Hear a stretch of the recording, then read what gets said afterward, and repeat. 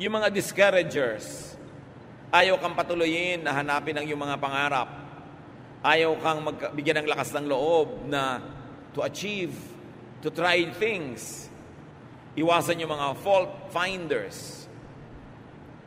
Sa ginagawa naman ng kapwa, laging may maganda at may mali. Pero pag lagi yung mali, pangit ang tiningnan mo, papangit ang pananaw mo sa sangkatauhan. Avoid complainers. Tuwing kaharap mo, reklamo. Lagi na lang may complaint.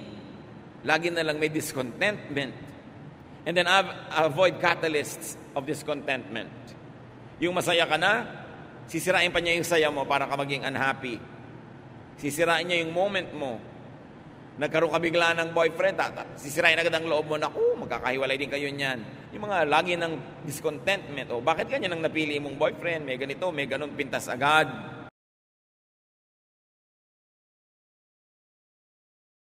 Kung ang mga maiingat na tao ay umiiwas sa sakuna, umiiwas sa panganib, umiiwas na sagasain ng masamang panahon, umiiwas sa baha, meron ding mga uri ng tao na dapat iwasan kung nais nating maging maingat sa buhay.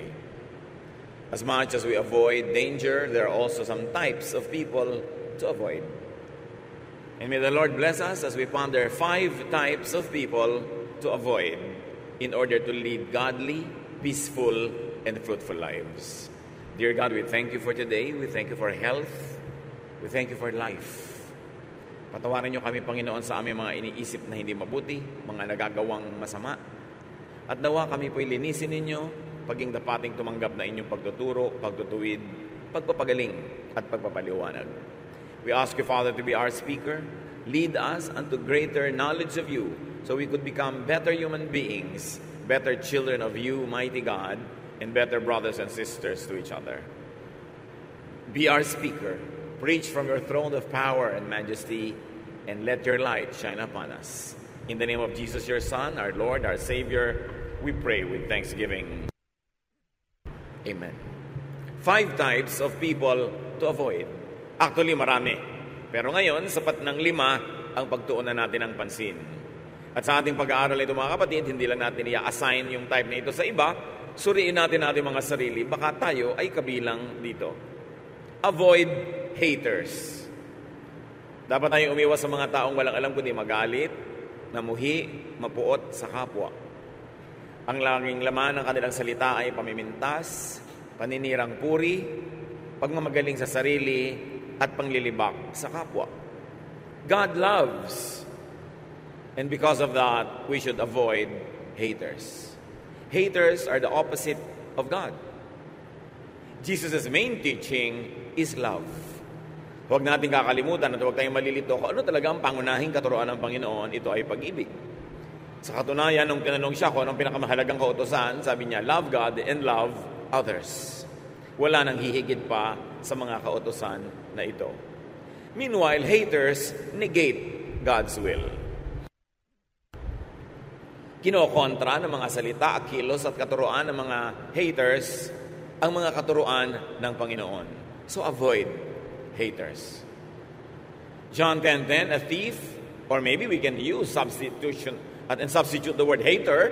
A hater comes only to rob, kill, and destroy. I came so that everyone would have life and have it in its fullest, Jesus says. Ang mga taong mahilig mamuhi ay hindi kontentong namumuhi sila. Gusto nilang ihawa ang lahat ng pwede nilang ihawa, idamay ang mga pwedeng idamay.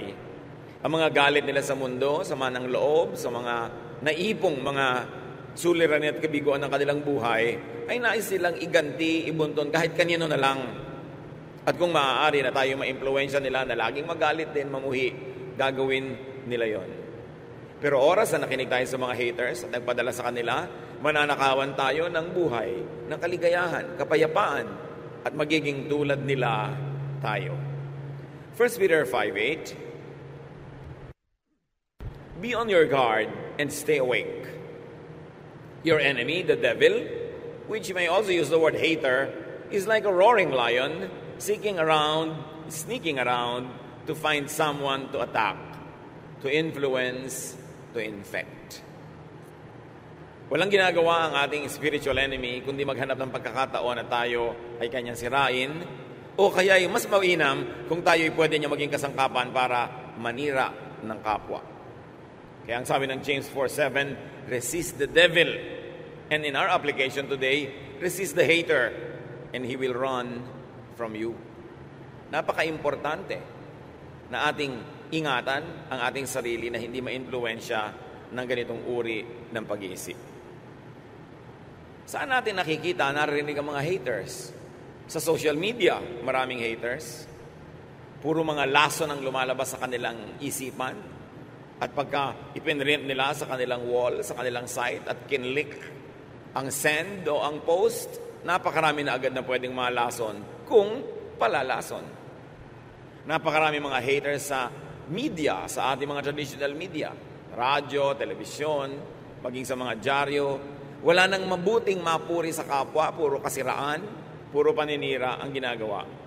At katakataka, pati may mga pulpito na pulpits of hatred. Na walang lumalabas sa mga katuruan, kundi punong-puno ng mga galit sa kapwa, galit sa mga kapwa mananampalataya, na iba ang sekta o iba ang kongregasyon, galit sa mga ibang relihiyon, galit sa lahat na lang. Yung napakahalagang oras na dapat sana ay nagagamit para ang mga tao ay mapayaman ang isip, maiangat ang espiritualidad, mapalaya mula sa mga negative things, ay lalong nagagamit para ang mga tao ay maimpluwensyahan na maging magagalitin din, palamuhi, mapagmataas sa sarili, at mapanghamak sa kapwa. In the name of God, the ironies of ironies. Kailangan nakikilala po natin mga kapatid ang haters. Kung minsan tiya mo yon, minsan kaibigan, minsan nanay, kung minsan tayo. Tuwing meron siyang sasabihin, ang influensya sa iyo ay magalit ka rin sa kagalit niya, mainis ka sa taong ni hindi mo kilala, husgahan mo ang taong ni hindi mo personally nadidinig o nakikita dahil sa influensya ng haters. Huwag tayong pai-influensya kahit mahal natin sila sa buhay. Kahit mataas ang kanilang pinag-aralan o kahit pa nga meron silang katungkulan o kapangyarihan. Ang bawat tao ay binigyan ng Diyos ng sariling isip, sariling bait para salain natin ang ating naririnig at maproseso natin sa ating isipan at mabigyan natin ng pinakamakadiyos, pinakamaayos, pinakamabuting response ang ganitong mga uri ng messages of hatred. Who else must we avoid? Avoid gossipers. Mga paladala ng chismis. Sari-sari mga alimuom na nakukuha sa lupa ang gusto nilang ilipat sa ating isipan. Proverbs 16:28, gossip is no good. It causes hard feelings and comes between friends. Ano nga ba namang buti ang idudulot ng chismis? Pinaghihiwalay ang magkakaibigan. Pag nalaman mo kung ano sinasabi ni ganitong tao laban sa'yo, lumalayo na yung loob mo, nagkakagalit na kayo. At kung ikaw man ay papatol at magsasabi ng masasama tungkol sa kanya, mga chismis tungkol sa kanya, magagalit din siya sa iyo, walang mabuting idudulot. Kung minsan napakatagal na investment ng pagkakaibigan, pagtutulungan, pagmamahalan, sinisira ng mga makakating dila, sinisira ng mga chismis. Proverbs 20:19, stay away from gossips. They tell everything. Lumayo daw sa mga taong hindi na namimili ng sinasabi, lahat na lang sinasabi. Kahit pa nga dumadating sa iyo para magsumbong ng sinasabi ng iba laban sa iyo, masama pati ng influence sa iyo, kapatid. Kaya pwede mong sabihin, huwag ka nang lagi magsumbong sa akin. Ine-expect ko na that everybody will love me, people will criticize me, people will say evil things against me, but please, huwag mo nalang sabihin sa akin. Kasi nalalason lang yung isip ko, gumugulo ang aking damdamin, nagagalit ako, nawawalan ako ng concentration at pwede magkasala rin ako dahil dyan. Ang tao pong matino, hindi buong-buo na ikinukwento ang kanyang nadidinig, lalo pangat ang kwentong ito ay hindi naman nakakatuwa at nakakapagpagalit pa nga. Discreet and decent people filter their gossip, if ever they gossip. Kasi we should not be gossiping. There are two types of gossipers. Yung gossipers who tell everything, and gossipers who are discreet and more decent, who filter and soften the gossip even just a little bit. Meron pang worse, nagdadagdag pa at nagagatong at nagsusulsol ng mga gossips. Tuwing may tao pong dumadapo sa atin, may daladalang kwento, maging sensitive tayo. Suriin natin, ano ang dahilan, bakit mo ito sinasabi sa akin? Talaga bang mahal na mahal mo ako? Kailangang isumbong mo ang lahat? O gusto mo akong galitin dahil ikaw man galit doon sa mga isinusumbong mo? Madali kasi tayong mamanipulate, mamaniobra, na yung giyera ng kapwa, nagiging giyera na rin natin kahit hindi naman natin gusto dahil na-influence ang ating isip. Very discreet and decent people minimize or do not gossip at all.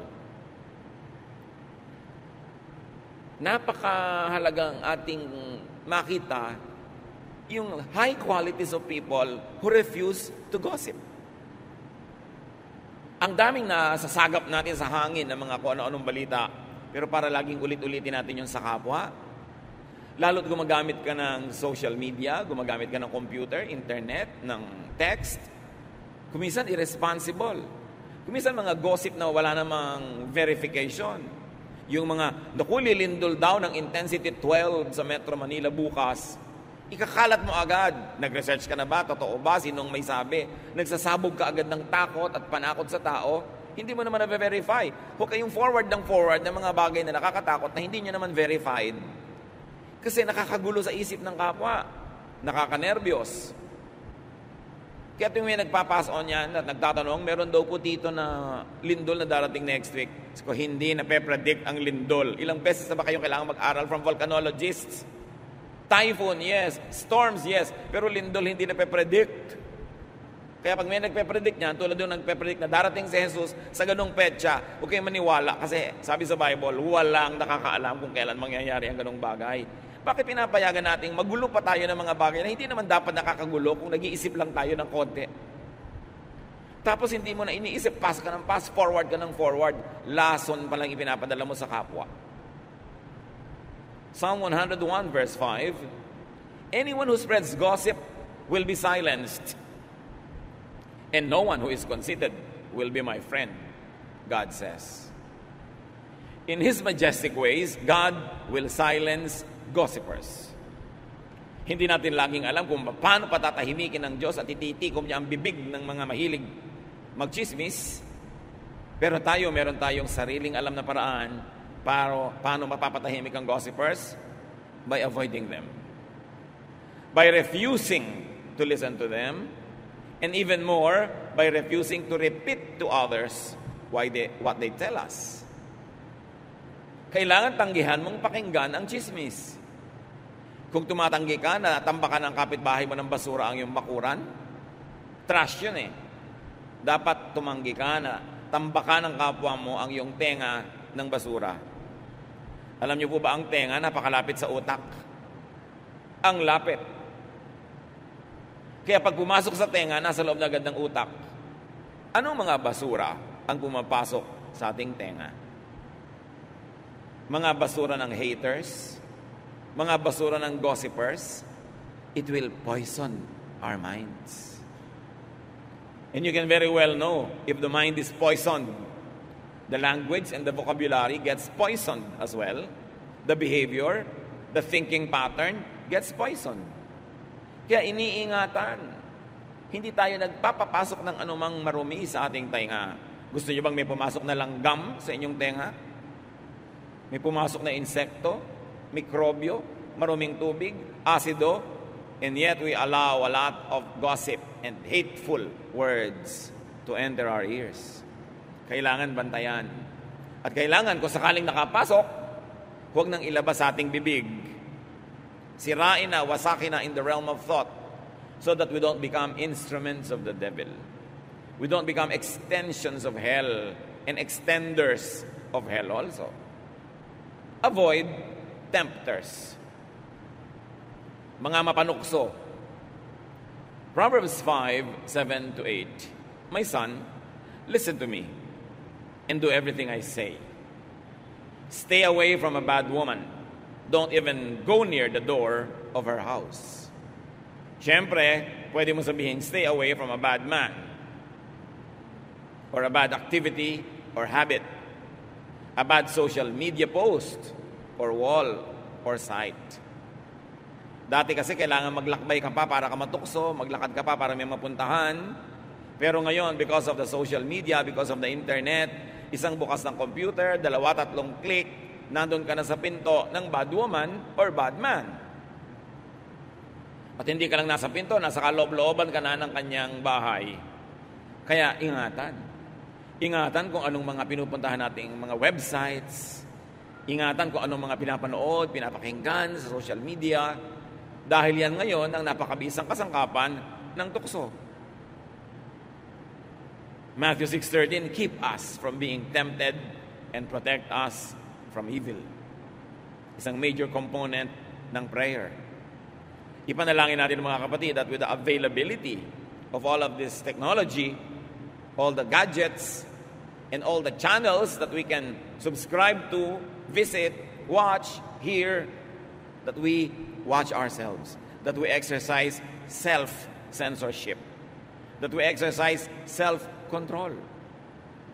Napakaraming mga laging nagtatanong sa akin na paano nila pipigilin ang kanilang anak, ang kanilang asawa, ang kanilang mga kaibigan na mahumaling sa mga tukso na nasa internet, pati mga online gambling. Kahit innocent-looking games, pero addictive, hindi na makapagtrabaho, hindi na makapagkwentuhan sa mga mahal sa buhay, wala nang panahon para sa ibang bagay kasi puro na lang yung gadget ang kaharap. When these things deprive you of your precious time to do good, to be good to others, they become instruments of temptation. May deception involved. Dapat maging mapanuri. And then avoid neggers. Ano ba yan? Negative talkers. Yung pessimists na tinatawag, napakadilim ng paningin sa mundo, lahat pangit ang interpretasyon. Yung mga discouragers, ayaw kang patuloyin na hanapin ang iyong mga pangarap. Ayaw kang bigyan ng lakas ng loob na to achieve, to try things. Iwasan yung mga fault finders. Sa ginagawa naman ng kapwa, laging may maganda at may mali. Pero pag lagi yung mali, pangit ang tiningnan mo, papangit ang pananaw mo sa sangkatauhan. Avoid complainers. Tuwing kaharap mo, reklamo. Lagi na lang may complaint. Lagi na lang may discontentment. And then avoid catalysts of discontentment. Yung masaya ka na, sisirain pa niya yung saya mo para ka maging unhappy. Sisirain niya yung moment mo. Nagkaroon ka bigla ng boyfriend, sisirain agad ang loob mo, naku, magkakahiwalay din kayo niyan.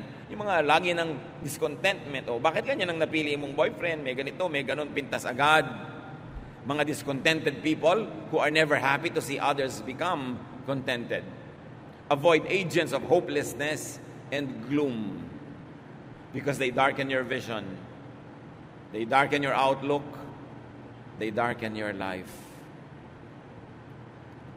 Mahirap na lagi tayong may ganyang kausap. Hindi mo napapansin, negative ka na rin. Wala nang mabuti sa sangkatauhan, lagi na lang masama. Wala ka nang pwedeng magandang asahan, puro na lamang nakakatakot at malungkot. Ang sabi sa 1 Thessalonians 5:11, you must encourage and help each other. Susuriin ninyo kung ang inyong laging kausap ay nakaka-encourage o nakaka-discourage. Siyempre, ang matalino at concerned friend, kung minsan, i-discourage ka based on facts, based on experience, and based on a generally wise disposition. Pero may mga tao rin na ang buhay nila tad-tad ng kabiguan, tad-tad ng lungkot, tad-tad ng frustration, gano'n na ang buong pananaw nila sa buhay, yun ang iwasan yung maka-influensya sa inyo. So kung ang mga tao ay nagbibigay sa inyo ng discouragement at encouragement, tingnan nyo ang percentage. If most of what you get from people is discouragement, these are the types of people you should avoid. Iwasan nyo rin naman yung 100% tulak ng tulak sa inyo, sulsol ng sulsol, na encourage kayo, gawin kahit anong gusto nyo. Kasi hindi rin nag-iisip yun. So dapat mga 85%, 85% nang i-encourage. In mga 15, 20, dinidiscourage ka, na may point naman, then pwedeng pagtiwalaan ng payo ng ganung mga tao. Matthew 17:20. Sabi ng Panginoong Jesus, if you have faith as small as a mustard seed, You can say to this mountain, move from here to there, and it will move. Nothing will be impossible for you. Kaprasong faith can achieve much. Huwag kayong papayag na inyong faith, inyong pag-asa, yung inyong energy, tanggalin ng mga negative thinkers. Huwag kayong pumayag na inyong pananalig, tanggalin ng mga walang pananalig. Na ang inyong pananampalataya ay pahinain ng mga ayaw manampalataya. Kasi ang pananampalataya, kayamanan. Yan ang pinakamahalaga nating kayamanan. Because only faith can move mountains. Not even all the money in the world can move mountains. Not even all armies in the world can move mountains. But faith, even just the size of a mustard seed, according to Jesus, can accomplish much. So seek people who encourage faith. Makibarkada kayo, makipag-usap, makigrupo sa mga taong nagpapalakas sa inyong pananampalataya, hindi doon sa nagpapahina. Makinig kayo doon sa nagpapainit ng inyong paglapit sa Diyos kaysa doon sa mga nagpapalamig. Makinig tayo doon sa nagbibigay sa atin ng pag-asa, hindi ng takot. Dahil ang taong natatakot, lalong natutupad yung kinakatakutan niya. Seek people who encourage faith because they empower you. Seek people who empower, not those who weaken you, not those who weaken your resolve, not those who blind you with their bitterness, not those who will discourage you from loving, from believing, from hoping. These are the people who will set you back. They are not happy being set back themselves. Magdadamay at magdadamay sila. Avoid people who negate faith, who weaken you. Yung gustong sirain yung pananalig mo, wala naman siyang ipapalit na superior. Gustong sirain ang pag-asa mo, wala naman siyang ibinibigay sa ibang pag-asa. Yung gustong pigilin ka sa ginagawa mo, wala naman silang ibinibigay na alternative na pwedeng gawin na mas mabuti. Na pag nakinig ka sa kanila, you will just stop in your tracks and drop dead. Wala namang ibang ipinapalit. Makinig sa mga taong may bagong ideya. Kung yung ideya sound, maganda, nakakapagpalaya, nakakapagpayaman ng isip, nakakapagpabait, maganda yon.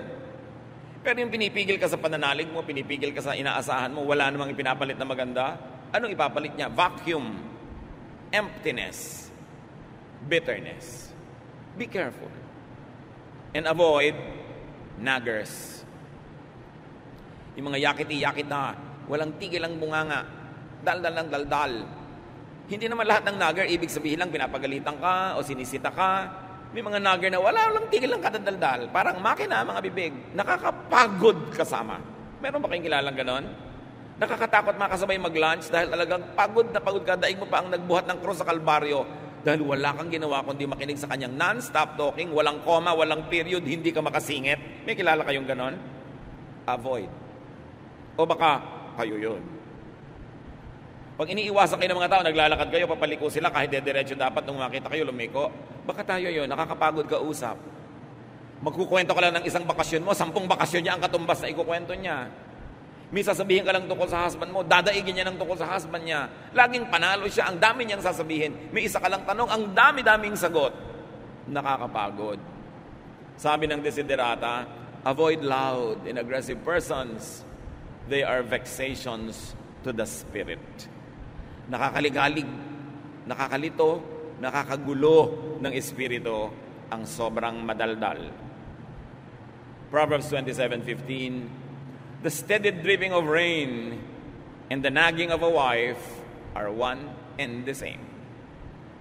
Siyempre, male point of view yan kasi male yung sumulat. A female can also say that a steady dripping of rain and a nagging husband are one and the same. Because there are nagging husbands. Just in case wala pa kayo nababalitaan, meron. Kung may mga nagger na babae, may mga nagger ding lalaki, nakakapagod din in the same way. Proverbs 21:9, it is better to stay outside on the roof of your house than to live inside with a nagging wife or husband. Ang mga roof kasi sa Middle East, flat. Pwede kang tumira, hindi ka mahuhulog, hindi katulad ng mga roof natin. So sabi, mabuti pa, doon ka na lang tumira sa bubong, kahit maginaw o mainit, kasi nasa loob ka nga ng bahay, ang kasama mo ng mga asawa, walang tigil ang bunganga. Nakakapagod, nakakarindi. No? Proverbs 21:19, it is better out in the desert, o mas malayo na to, than at home with a nagging, complaining wife or husband. Lagi lang lalagyan ng kabilang kasarian. Kasi universal naman ito para sa lahat ng tao. Or a nagging mother, or a nagging friend, or companion. Minsan, naglalakbay ako nung araw pa, estudyante pa ako, I was traveling, and I had the misfortune of sitting next to a couple na yung wife, walang tigil ang yakiti-yakitak. Dumating ang kape na isinerve ng stewardess, yakiti-yakitak siya. Kahit ano, hanggang bumaba ka na, may reklamo siya sa airport, man, everywhere. Nakasabay ko pa sa barko. Kasi naglalakbay ka nga, may lipad. Sila na naman. Kasunod ko pa sa pila. Nangyari pa, nakapila ako, may biglang umuna sa akin na nagmamadaling nanay. For whatever reason, na may bitbit na bata at mga bag ng mga gatas. Sabi ba naman nung babaeng nagger na nasa likod ko, hindi na ako yung asawa niya, ha? Stranger na nga ako. Kinalabit pa ako, sabi niya, papayag ka na umuna siya sa'yo? In English, syempre. Sabi ko, it doesn't matter. Takang-taka siya. Ninanag niya yung husband niya tungkol sa akin. Sabi niya, huwag ka tutulad sa kanya. Huwag kang papayag. Pag sa'yo may umuna, huwag ka... Hindi na nga inunahan. Nagnanag pa rin. May ganong tao. Ang tanong, baka tayo yon. Walang tigil ng kapupo na dito, rereklamo doon. So what to do in life? How to live? Ang iksi-iksi ng buhay, pupunuin mo pa ng mga negative. Sayang naman ang time. Psalm 90:12, teach us to use wisely all the time we have. Panginoon, bigyan niyo po kami ng karunungan na maging matalino kami kung paano gagamitin ang napakamangahalagang sandali na ipinahihiram niyo sa amin. Pag nagsayang ka ng isang oras, kalahating oras, 10 minuto, 1 minuto, sa nonsense talking, sa lack of faith, sa paninirang puri, sa pangmumuhi, sayang kasi hindi na mababalik yung oras na yon. Minimize pain is what we should do in life. Avoid negative people. Be positive. Seek and enjoy positive people. Therefore, you maximize pleasure and happiness. And you do the most good. Paulit-ulit ako sa tatlong ito. Ano ang gagawin sa buhay ng tao na ipinapahiram ng Diyos? Maraming pwedeng discussion, maraming pwedeng detail, pero kung tutuusin, 3 lang. Hanggat maaari, pakontiin at paiksiin mo ang paghihirap at pagdurusa. Minimize pain, whatever it takes. Pain ng body, pain ng spirit, pain ng soul, minimize it. Huwag quarrel ng quarrel. Pampagulo kasi yung quarrel. Pamparkay ng hirap sa buhay. Kailangan maghanap buhay ka para hindi ka mahirap, may makain ka. Therefore, you minimize hunger. Minimize pain. That's why, pinipili mong mabuti kung sinong papakasalan. You minimize pain. Hindi naman totally mawawala yun, meron. But you minimize by choosing wisely. And you maximize pleasure and happiness. Kaya yung mga iba, nagkakapilang pleasure. Yung iba, nilalagyan pa ng sugar, more pleasure. Yung iba, meron pang cream, more pleasure pa. Because you have to maximize pleasure, whatever it means to you, so long as you don't do evil to maximize your pleasure. Kaya may mukha ka na, salamat. Yung iba, naglalagay pa ng makeup para mas ma-please sila. At siguro, yung mga taong gusto nilang i-please. Nagdadagdag ka ng kaligayahan lagi at kasiyahan sa buhay. Bakit naman hindi? Ang iksi-iksi ng buhay. Kaya nagluluto ka, sarapan mo. Napakalaking kreme naman na meron kang gulay, meron kang panluto, tapos ang niluto mo walang kakwenta-kwenta, sayang ang gas. Ba't may mga ganun magluto? Walang kakwenta-kwenta. It's a crime against the planet. Sinayang mo yung mga ingredients. You maximize pleasure and happiness. That's why may bahay ka, pwede na, pero pinipintahan mo pa. At hindi basta pinta, yung gusto mong kulay. Because you're maximizing pleasure. And then you do the most good to balance everything. Because when you only minimize pain and maximize pleasure but don't do the most good, you will become selfish. And you will become evil to other people. So you do the most good. 3 bagay lang ang buhay. Pag ginawa mo yan, ikaliligaya ng Diyos ang ipinahiram niyang buhay sa iyo at baka bigyan ka pa ng extension. But avoid haters, gossipers, tempters, mga negative talkers and naggers because they will minimize your pleasure and happiness. They will maximize your pain, and they will disable you from doing the maximum good. Better be aware of bad influencers and vexations. Be aware of haters, gossipers, tempters, negative talkers, and naggers, and pray for them. Why? Because you do the maximum good. Pray for them. You don't only avoid them, you pray for them, so that they might be blessed enough to become positive in their outlook. Alam niyo, yung mga taong negative, biktima lang kasi yan ng buhay. Kung tutuusin, lahat naman tayo nabibiktima ng buhay. Pero yung iba, ang sagot nila sa lahat ng hirap, kabiguan, negative attitude. Nadadagdagan tuloy ang hirap nila. Tapos na nga yung nangyaring hindi maganda, because of their bad attitude, nagpapaulit-ulit pa yun sa kanilang memory, at nire-replay nila sa actual na buhay, ang namamaximize yung pain, ang nami-minimize yung pleasure. Pray for them, that they might be blessed enough to graduate from their bitterness. Pray for them that they will have the wisdom to see that their bitterness and negative ways won't make them happy. Pray for them so that when they realize these things and they begin to have wisdom, they will change their mind and they will change their ways. And if you could, carefully and studiously try to be a positive influence on them. Pag may mga nagger, may mga negative talkers, pag may mga bitter people, discouragers, tuwing mga panahon na hindi nyo maiiwasang sila ay makasalamuha, makasama, makausap, tiyakin nyo mga kapatid na kayo ang nakaka-influensya sa kanya ng positive at hindi kayo ang nai-influensya ng negative. Gawin nyo siyang mission field.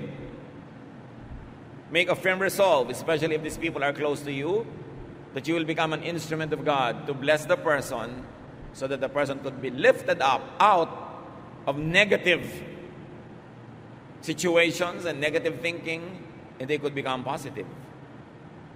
But avoid being them or being like them.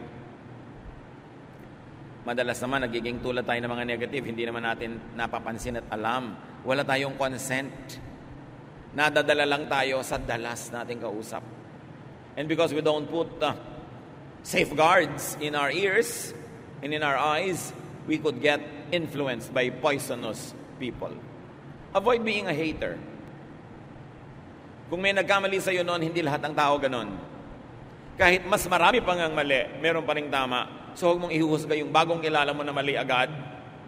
Hayaan mong magkaroon siya ng pagkakataong magpakilala ng maayos. Although, dahil lang ingat ka na, hindi ka naman masyadong vulnerable na sobra-sobra magtiwala. Pero huwag mo agad tatanggalan ng tao ng at least benefit of the doubt na siya ay may mabuting magagawa sa iyo. Avoid being a gossiper, a tempter especially, a negative talker, and a nagger. Romans 2, verse 1.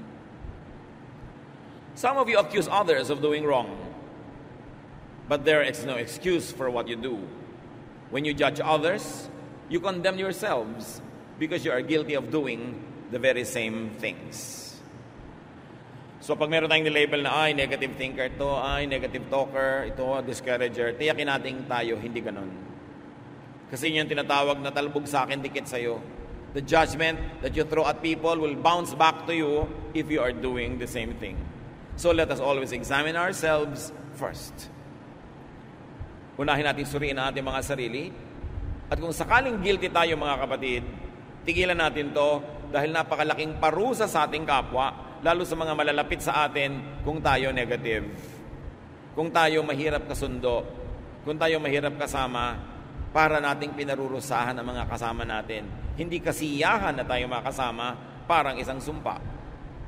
If guilty, let us avoid inflicting others with our disease. Let us get treatment from the Lord. Meanwhile, remain in isolation while we are contagious. Pag nagpupumiglas, nagwawala ang isang salita na makalabas sa ating bibig, suriin muna natin, will it edify people? Makakabuti ba sa makakarinig? Makakabuti ba doon sa pinag-uusapan? Makakabuti ba sa inyong sariling puso at relasyon sa Diyos? At pag hindi, wasakin ang salitang ito at huwag itong payagang mabuo at lumabas pa sa ating bibig. And very, very importantly, choose your company ever very carefully. Because bad company ruins our morals. Kung minsan nagkakaroon tayo ng mga masasamang ugali, influence lang ng iba. Suriin natin mga kapatid. Umiwas sa hindi mabuti. Sayang ang panahon, sayang ang buhay, kung magugugol pa sa mali. Panginoon, ituro niyo sa amin ang tamang daan, maging sa maliliit na mga detalye ng buhay na pang-araw-araw, maging sa mga bagay na hindi naman theologically big, pero may kinalaman sa aming kasiyahan, kaligayahan, kapayapaan, at maging sa kasiyahan, kaligayahan at kapayapaan ng aming kapwa. Turuan mo kami, Panginoon, na maging tama, maging makadiyos, para ang aming mga bawat malapitan ay mapagpala at hindi makatanggap ng sumpa. Meanwhile, turuan mo kami maging maingat, suriin ang impluensya sa amin ng aming kapwa. Pagbulay-bulayan natin ang mga simpleng pang-araw-araw na bagay na ito, na madalas humahad lang sa ating spiritual growth, humahad lang sa ating kaligayahan at kapayapaan. Ama, papaglinawin niyo po ang aming isip at bigyan kami ng mga practical applications sa napakakaraniwang topic na ito, pero mahalaga sa aming espiritualidad. Magbulay-bulay tayo sumandali, mga kapatid.